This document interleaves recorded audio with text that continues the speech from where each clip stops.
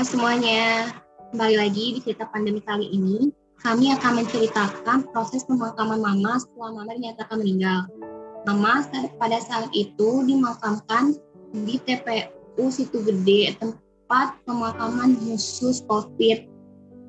Dan pada saat itu protokol kesehatannya itu sangat ketat dan petugasnya pun pada memakai APD. Dan kita yang mengantarkannya juga tidak boleh berdekatan, harus menjaga jarak juga.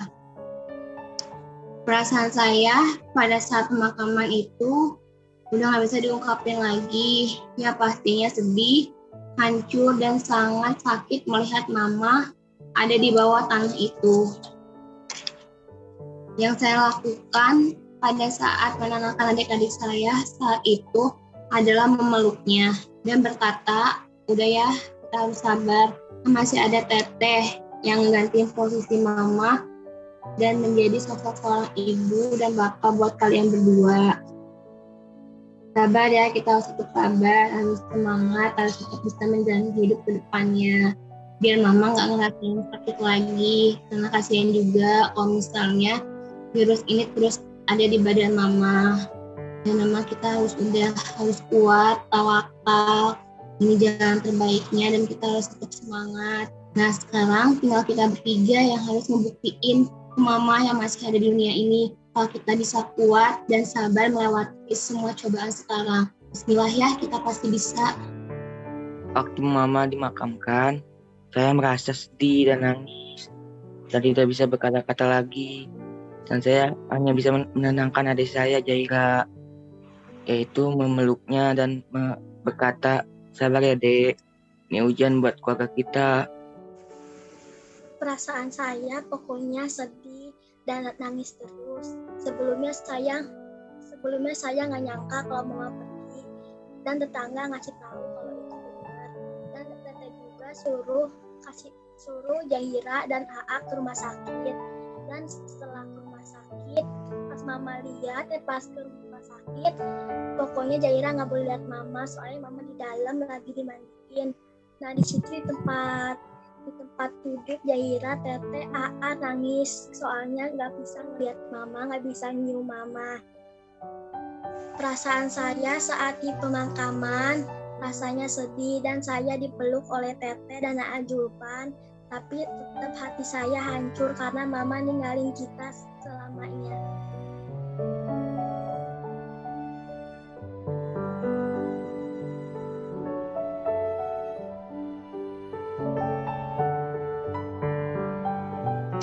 Hikmah yang didapat dari peristiwa ini salah satunya adalah kita harus lebih banyak menghabiskan waktu bersama keluarga dan harus tetap menjalankan protokol kesehatan. Jangan meremehkan virus ini. Virus ini memang jahat bagi keluarga kami. Kita harus tetap memperhatikan pola makan dan pola hidup yang baik.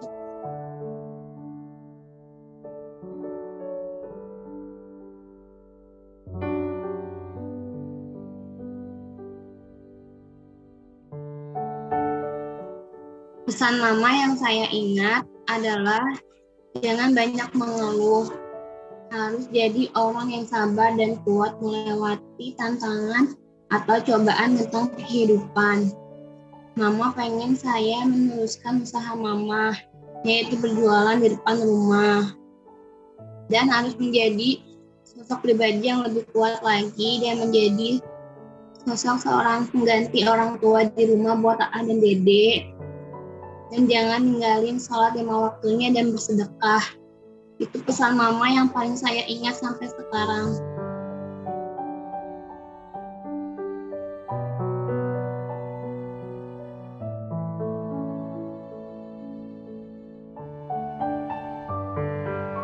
Pesan Mama buat Julvan, jagain adiknya, jangan ninggalin yang namanya sholat 5 waktunya.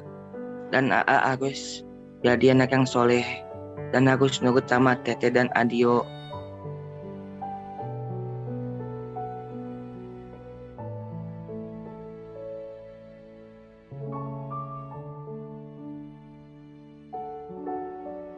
Yang Jaira ingat itu misalnya belanja jalan bareng sama mama, bercanda, nonton TV bareng. Dan mama selalu bilang selagi kita masih mampu, jangan lupa untuk bersedekah ke orang yang lebih membutuhkan, belajar yang rajin, dan jangan lupa sholat 5 waktunya dan selalu mendoakan mama.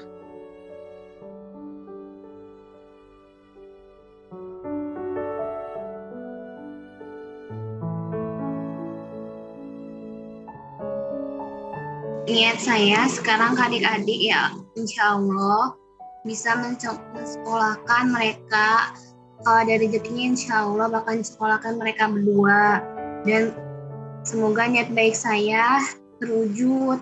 Dan semoga saya sehat selalu dan ada rezekinya untuk menyekolahkan mereka berdua. Dan untuk selalu pun kita tetap berjalan sampai sekarang juga semenjak mama meninggal. Dan digantian ngejagainnya. Kalau misalnya AA atau Dede sekolah, warung masih tutup. Nanti bukanya tuh kalau misalnya mereka berdua pulang sekolah. Nah, kalau misalnya saya udah pulang kerja, saya menjaga ini sampai malam. Seperti itulah sekarang kehidupan kami bertiga setelah mama meninggal untuk meneruskan usaha warungnya. Pagi-pagi sebelum berangkat sekolah, Jupan Jahira dan saya sebelum berangkat bekerja, saya sama Jahira selalu ke pasar untuk belanja warung dulu, mempersiapkan semuanya untuk keperluan warung. Dan warung itu bukanya nanti kalau mereka berdua udah pulang sekolah.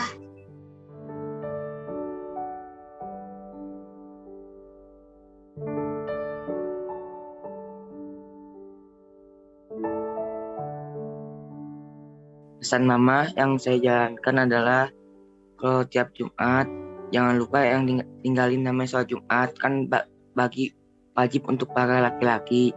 Dan jangan lupa setiap Jumat memasukkan uang kopak seikhlasnya. Kalau sholat 5 waktu alhamdulillah karena pernah bolong. Dan karena itu juga kan nasihat mama laki kayak jangan lupa yang namanya ninggalin sholat. Sholat itu kewajiban. Oh iya, Teh Julfa, ini HP Jarika sedang lagi ada masalah. Saya ajak dulu Jarikanya ke sini. Satu frame. Ya, A.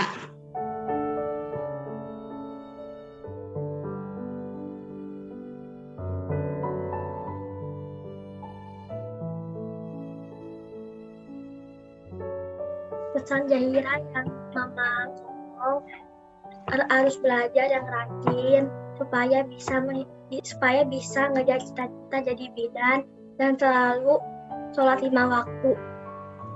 Bagaimana kita tetap bisa kompak dan kuat melewati ini semua? Karena kita bertiga selalu ingat pesan mama. Kita harus saling bersama-sama dan saling support satu sama lain.